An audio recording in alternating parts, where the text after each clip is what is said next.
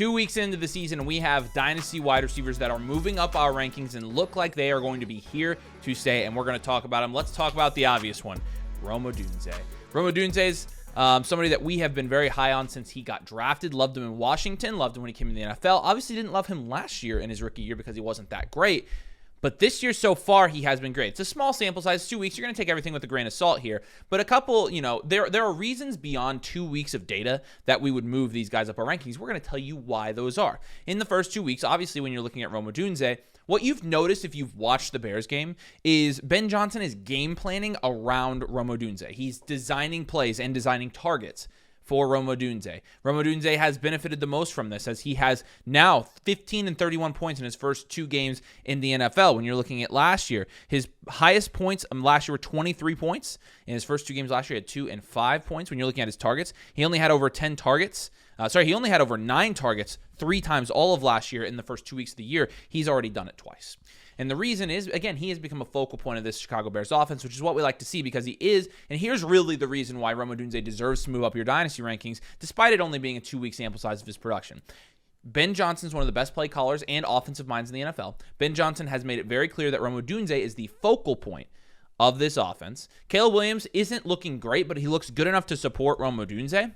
Rome Odunze also has unlocked his red zone capability, which is really where he's going to thrive in design plays in the red zone. He has 3 touchdowns through the first 2 weeks, but even when you're taking away, the touchdowns here, you're taking away 18 points on the year. Rome Odunze still had establishes his floor extremely high because again, he is getting 9 and 11 targets, and so.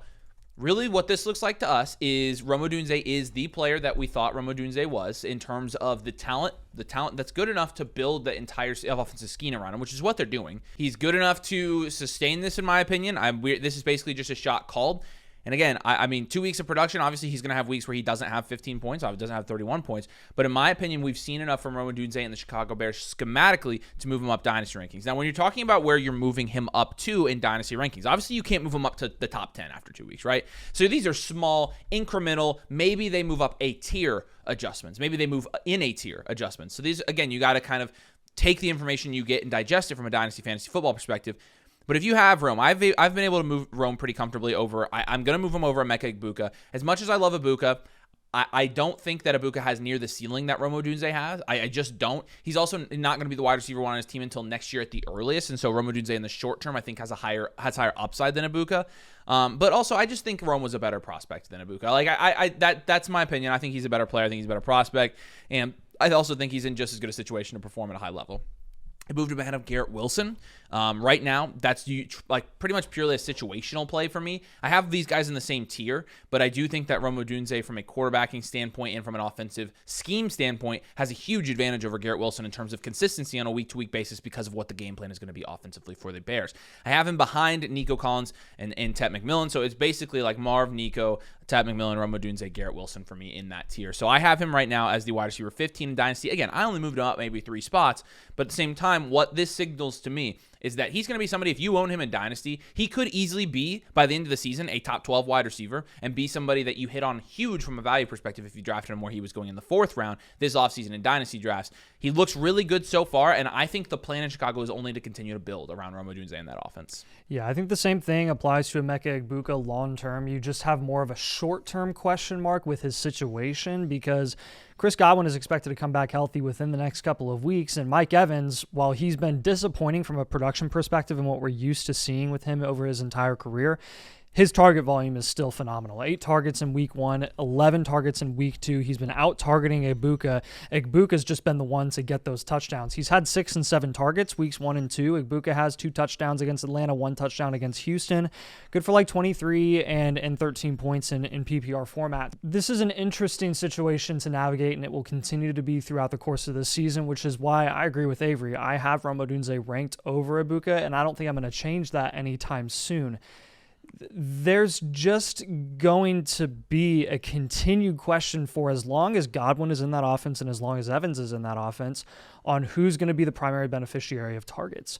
And while long-term you would say Egbuka, obviously, and while I wouldn't argue with that whatsoever, it does matter when you're talking about 3-year outlooks. In the short term, is it going to take a full year for him to be the top leading target option? Will he finish as the top leading target option in this offense when it's all said and done, or will it be Evans this season?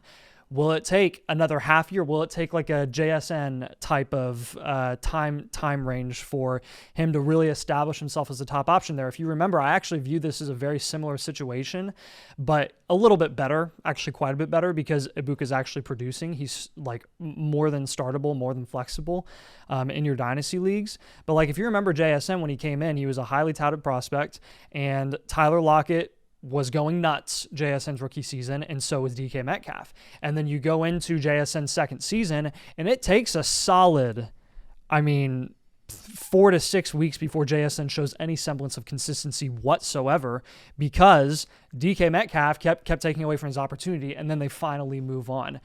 I don't really know if Tampa Bay is going to be in a rush to just let Evans and Godwin go if they get them for fair prices in terms of like the cap allocation for both of those older wide receivers. Again, the reason that we're not going to be able to move Ibuka much higher than we already have him right now is because we do have to see what it's going to look like, what that wide receiver picture is going to look like once Godwin is back. How much of that target allocation is going to be given to Godwin? How much of it is going to turn into Ibuka is touchdown or bust, because you take away that touchdown that Ibuka had in the first quarter or first half in that game, and you're looking at a kind of come back to earth week for Emeka. He's going to have those and weeks too. He's going to have those weeks, I think. For Odunze, the reason we're more confident with Odunze, even though he has 3 touchdowns on the season as well, is that target volume is just better, and he's quite a bit more explosive with that target volume. 128 yards on 11 targets week 2. He had 9 targets week 1 against Minnesota. So you're just seeing that volume just being higher for who is for sure, without a shadow of a doubt, the unquestioned wide receiver 1 in his respective offense. So love Ibuka, really, really pumped that he's been able to show what he's capable of doing in his long-term upside. Just got to see when all 3 of these guys are on the field together. After week 2, you do have a lot of information in your dynasty team, but a lot of you guys are 0-2 and trying to decide, do I contend? Do I rebuild? Even 1-on-1 teams, you have to really get into the advanced analytics. We'd be happy to help you out with this. You get a free team blueprint from Nathan and I. We're doing all of these personally this entire season, where we can go through and look at your dynasty team, tell you if you're rebuilding or contending, give you a 3-year outlook, give you your trade targets, tell you what your team archetype is, what type of team you have, and then what moves you should make for your dynasty team. And so you get a free one with the annual Mother Flocker tier with code DOMAIN. It's a good time to come join the site, because then you're going to get all of the tools we offer during the offseason, where dynasty really picks up as well. So you can get your team reviewed now. You can have all the tools ready for while we go through the season. And then when you get to the offseason, you're going to have full access to everything that we have. So flockfantasy.com/domain. Again, use code DOMAIN, annual Mother Flocker tier. Get that free team blueprint. Come join the community. Make sure you send Nathan and I friend requests on Discord. We'd love to chat with you. But it's a good time to get into dynasty. And we're going to keep talking about these wide receivers. Ricky Pearsall is going to be the next one I'm going to talk about here. Ricky's had a little bit of a mixed bag, and part of the reason I think that people are like slowing their roll a little bit, even though he is still one of the biggest risers on Keep Trade Cut in the last 30 days. I think part of the reason people are like, whoa, is because Brock Purdy got hurt. And so we don't know in the short term what Ricky Pearsall's outlook is going to look like. But I think regardless of that, what you're seeing is his ability to get 7 targets a game-ish. And, he's caught four passes in each of his first 2 games. And what I've seen established with Ricky Pearsall from a production standpoint in fantasy football is his floor. When you're talking about, his floor, what I think you saw it in week 2 against New Orleans, which was a pretty good matchup where he didn't get in the end zone, he didn't have a big play, and he scored 9 points. And again, I think in this offense, you have George Kittle gone, obviously, right now. Brandon Ayuk coming back from injury. But it's at least somewhat apparent to me that Ricky Pearsall seems to be getting involved here at a level that I think is sustainable enough when those guys come back. And that's kind of why I'm encouraged with Ricky Pearsall.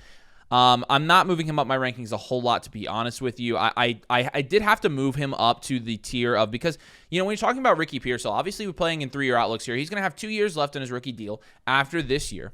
And he's 25 years old already. And so he's a little bit of an older prospect. But for us, we only really look at this in 3-year outlooks. He's got 2 of those years. He's pretty secure in that. If he can continue to maintain, I think there's good reason to rank him at least a little bit higher than normal. And so when you're talking about Ricky Pearsall's ranking, I think in Dynasty, you have to consider him just behind the guys like Jameson Williams, Zay Flowers, George Pickens. And then I have Ricky Pearsall. I have Ricky Pearsall now ahead of DJ Moore. I have Ricky Pearsall ahead of Jordan Addison, but they're back-to-back. I'd have them in the same tier. I do have Ricky Pearsall now ahead of Matthew Golden, and then the veterans Tyreek Hill and Terry McLaurin ahead of Josh Downs. And so that's kind of where I'm at. In my opinion, there's a pretty clear transition there from the younger wide receiver twos on good offenses, like Jameson Williams, like George Pickens, and then you get to the like Jordan Addison, and then you get to Ricky Pearsall, and I think he fits in that group better than he fits with the young guys like Luther Burden, Matthew Golden, that haven't produced yet and that are young and unproven, and also the veterans. I think Ricky Pearsall much better fits with the guys in the late 20s in terms of dynasty rankings. And so that's where I put Ricky Pearsall, at least for now. When you're looking at where the community is ranking Ricky Pearsall, they have him at wide receiver 23. And so honestly, a little bit higher than me. They have Ricky Pearsall ahead of Xavier Worthy, which short-term I understand. Long-term, I don't quite understand. Worthy's probably the better player on the better offense, and so I think you give the nod to Worthy there. Above Devonta Smith, I think this is recency bias with Smith. Smith's just an all-around much better receiver, but he's the wide receiver 2 in his offense. Ahead of DK Metcalf, which I have. I do still have DK ahead of Ricky Pearsall, but they would probably be in the same tier for me. And so what you're seeing is the dynasty market, even though we have adjusted a little bit. I don't know where you have Ricky ranked, but even though we have adjusted 30. Wide receiver 30, and I have him 28, right? Yep. And so we're 2 spots apart. Do you have DJ Moore over him still? I have him over DJ Moore. I have him back-to-back just behind Golden and DK, like you. Yeah. So, I mean, again, even though we've moved him up our rankings, it does still seem like, I mean, wide receiver 23 is a little bit aggressive. He's value adjacent to Jameson Williams, and to be totally fair, I think I would take Jameson Williams. I mean, like, Jameson Williams is that big play receiver on a much, much better offense with a much more secure role. Well, you've seen him produce with every weapon in that offense as well. And once Kittle is back from IR in a few weeks and you get Ayuk back from that ACL, this offensive outlook for every asset in San Fran is going to look a lot different. Like, it just is. And maybe Pearsall ends up reaping the benefits. That's a possibility. But you do have to factor in the risk there where someone like J-Mo has shown time and time again that he can produce despite the plethora of weapons that are in Detroit's offense. So Keon Coleman is actually, I kind of view very similar to Ricky Pearsall in terms of potential outlook, but I have him below all those veteran wide receivers instead of ahead of all those veteran wide receivers like Avery mentioned with Pearsall. Pearsall we both have over those guys like DJ Moore, Tyreek Hill, Terry McLaurin, Cortland Sutton, Devontae Adams. Keon Coleman I have below that tier of those like proven vets who in terms of 3-year outlooks aren't very safe, but their production upside is too good to pass up if you're a contending team in Dynasty. So Coleman I'm going to have sitting in that range of Jaden Reed, Josh Downs, Jerry Jeudy, Michael Pittman, those types of guys.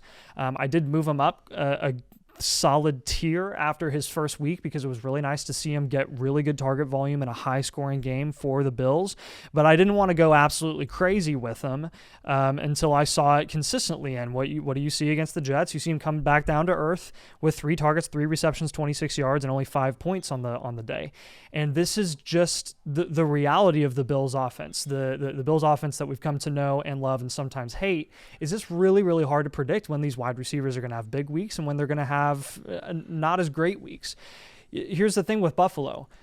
From a fantasy perspective, it makes it difficult for a team that is one of the best in the NFL when they're dominating half the teams that they're playing. And when they're dominating half the teams that they're playing with a team like the Jets or a team like Miami, who, by the way, that's 4 games in the year at least where it's just those aren't going to be close games. They're going to beat them almost constantly and all the time. Even Josh Allen is going to have down games sometimes with those because what happens when they're up by 20, they're just going to run the ball for the rest of the day. And you're not going to have Keon Coleman as a part of that game script necessarily. Do I think long-term Keon Coleman has the upside and the potential to be a really, really consistent, solid, productive player because of Josh Allen's volume alone and what he's able to do in elevating the receiving assets in that offense? I think it's possible. This was the type of prospect that Keon Coleman was he was a very raw prospect who was a kind of shoot for the stars type of guy, and they took a shot on him, and he looks pretty good in his second year. This is why I can't move him up much higher until I have a bigger sample size, until I've got 6 weeks in my pocket of like, hey, is he going to really be 50-50 on like he was a really good week winning flex or a week losing flex? Or is he going to start being more consistent from here on out. I don't know. I mean, hopefully we settle somewhere between 11 and 3 targets where he can consistently get like 6 to 8 targets where it raises his floor a little bit. But again, I'm just not super confident in that at this point because of, again, James Cook. James Cook is your floor play in that offense. Nobody else outside of Josh Allen and James Cook you really trust week in and week out to be reliable options there until they show that they're going to operate their offense differently and not dominate some of these lackluster teams in the NFL, like Miami, like New Orleans, like Carolina. Those are three of the next 5 matchups that they have through week 8 are Miami, New Orleans, and Carolina. Like, how much you want to bet that they're up by 20 in every single one of those games, and Keon Coleman just doesn't really do much because they don't need him to. I would bet that's at least a possibility. So I'm really happy for Keon. I'm really excited about his future outlook. But I will say I'm not going to be super aggressive for the foreseeable future with him until I see it week in and week out. Where do you have him ranked at? So I have Keon ranked at wide receiver 41, right behind again all those veteran receivers. I still have Ayuk over him. I have Josh Downs just above him, and then I have Judy, Reed, and Pittman behind him. So I have him at 37. The community has him right now as the wide receiver 30 in Dynasty, which that's a little steep for me, to be honest with you, after just one really good game of Keon Coleman. Honestly, and again, I have Burden too high. I was going to say, I moved him ahead of Burden. So Burden's right behind him for me. I have him behind Downs, and I still have him behind Waddle, Ayuk, Tyreek Hill, and Terry McLaurin for a 3 year. But when I'm looking at him compared to some of these other veterans down here, like I'd probably rather take a shot on Keon Coleman, especially in rebuilding and reloading teams. Like I would almost certainly take a shot on Keon Coleman over all of those guys. And so that's kind of where I'm at, and it's why I've moved him up my rankings, is because I think at this point you've seen enough of a flash through the first 2 weeks to where you have some hope. You can. What veterans do you have him over? Adams, Evans, Godwin, Sutton, Shakir. So Adams and Evans are the difference. Yes, because we have them like 2 or 3 spots apart now. Yeah. So and again, I would probably have Coleman in the same tier as Burden, Adams, Evans, Godwin, Sutton, and Shakir, and maybe Judy as well. And so it's all a tier for me. I still have moving up about 10 spots total. I wouldn't go as far as moving him up as far as the community's ranking him and going to wide receiver 30, but I do think you've seen enough of a flash to where as a rebuild or reloading team, you can take a shot on Keon Coleman. He's very value insulated, and you know that he does have at least some ability in that very high upside offense to have the games like he had in week 1. And so you have to consider that. Let's talk about Troy Franklin. Troy Franklin, is he fool's gold, or is he actually going to be a good dynasty asset? Because right now, when you're looking at Troy Franklin's price, I mean, you can actually get Troy Franklin for a decent price still if you really do believe in him. Because he's like value equivalent right now to Jaden Blue, Evan Ingram, Travis Kelce, Jalen Coker, a.k.a. he has no value still. You're talking like a 3rd round pick right now, is what maybe a late second at that point. And so really with Troy Franklin, I think the question is how sustainable is what he's done in the first 2 weeks. The main problem last year in his rookie year with Troy Franklin was that he really wasn't on the field enough. And in week 1, he was on the field 59% of the time. He had 8.5 points. But in week 2, I mean, you saw his snap share go way up, like 83%. Led the team in targets, led the team in receptions, led the team in fantasy points, had a touchdown. And again, torched a Colts secondary that was down to like their 5th string cornerback. So context is really important here. But this is one where, number one, I had to move him up a little bit because of what we've seen so far this year. But also I had to move him up just because I had him absolutely buried in the no-name. Like, I mean, there was nobody. Moving him up to wide receiver 64 to me is not like that bold at all. Yeah, I have him at 70. I'm right there with you. And so, and he's wide receiver 69 on Keep Trade Cut. Well, so isn't that nice? It's very nice in my opinion. So I think we're about where the community is on Troy Franklin. However, you're starting to see Troy Franklin's graph go whoop. And so let's get the verdict on Troy Franklin. Do we think it's fool's gold or do we think it's real?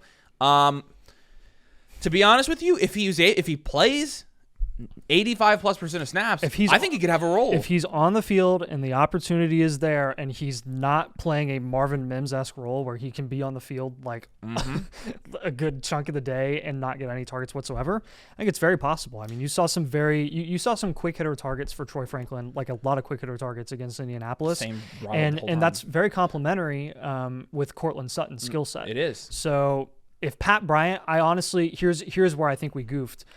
We just assumed that Pat Bryant was going to be that guy because he had 3rd round draft capital, a lot of praise coming out of training camp with Pat Bryant. Sean Payton really liked him. And clearly that doesn't matter.